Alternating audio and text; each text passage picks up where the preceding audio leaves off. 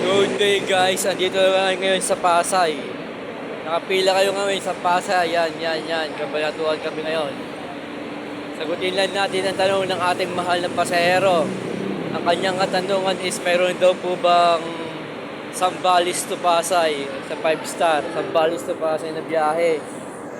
Yes po, may biyahe pong. Yes po, may Zambales to Pasay, Pasay to Zambales po. Ang 5 star, kaso nga lang bang nag-ooperate po dyan na bus is Cisco Bus.